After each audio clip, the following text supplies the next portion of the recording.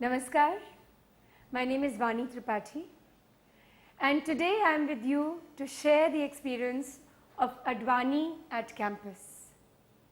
You are all prospective presenters and you will be going into campuses and talking to students. So, I will take you through this presentation the way I do with the students in campuses, boys and girls, whether they are technical colleges, whether they are universities, or whether they are colleges of art and culture.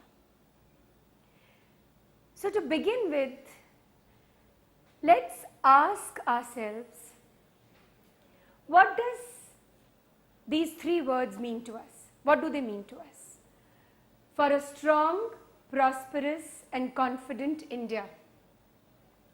Now we all know we are a very large country with a population of several billion, burgeoning from all kinds, all spheres of life, whether they are young people, whether they are senior citizens, whether they are women, whether they are children, whether they are professionals or whether they are people who are trying to do something in life.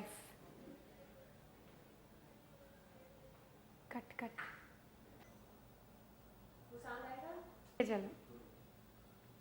Namaskar, I am Vani Tripathi and today I am here with you to share the experience of ADVANI at campus. What is ADVANI at campus? ADVANI at campus is this presentation which we have been sharing in various campuses of the country, whether they are professional colleges, whether they are universities, and also with the youth of the country and what do they think about governance. It is Mr. L.K. Advani's vision towards what this vibrant, beautiful, big country should look like in the next 5 years.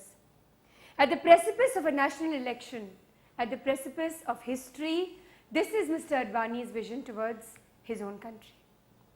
Now, to begin with, let's look at these three beautiful words.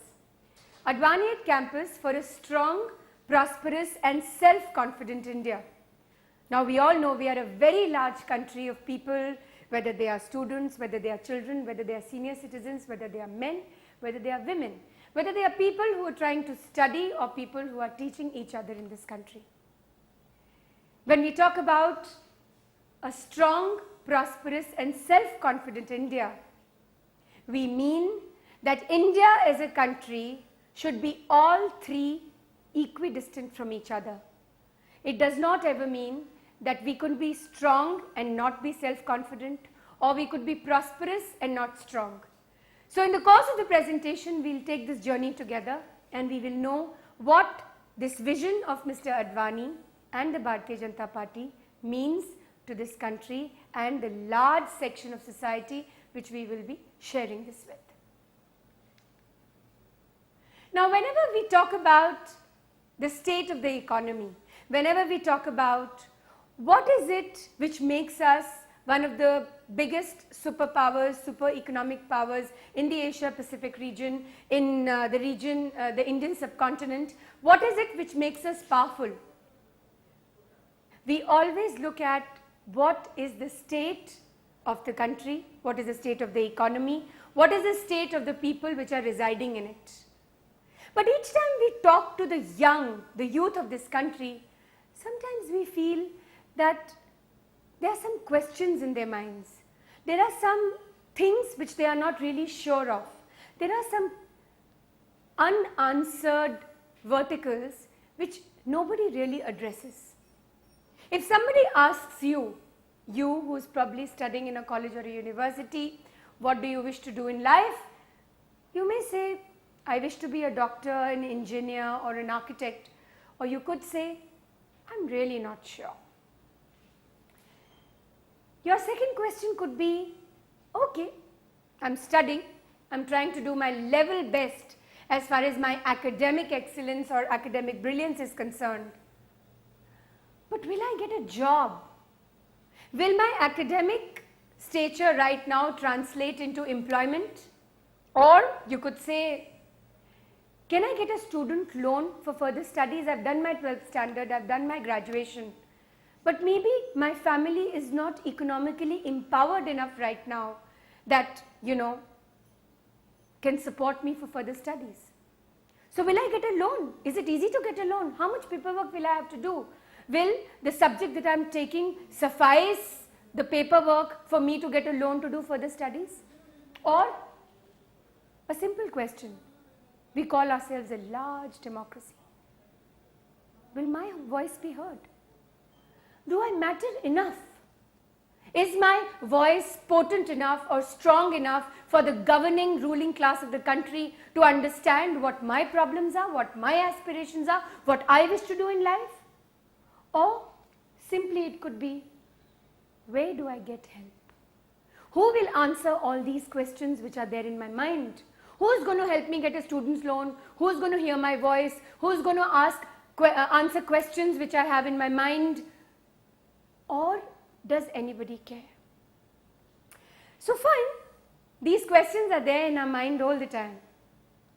But it is true that very seldom we get the kind of people who actually govern us, who actually make policies for us. Very seldom do we get those kind of people who actually have an intent to answer these questions. So in the course of the next few templates, we shall attempt to see whether some of these questions that you have, or many more inquisitive situations that you've been in, maybe some of them could get resolved. Or even if they don't, maybe somewhere there is a closure to what you feel about governance, about politicians, and about your responsibilities in a democratic country.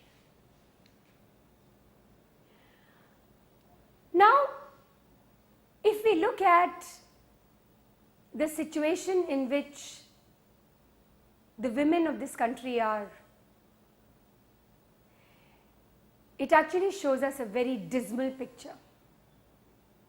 If we were to just look at the national capital region of the country, New Delhi, or Delhi as it's called, we will come across a horrifying figure that Delhi has become the national crime capital.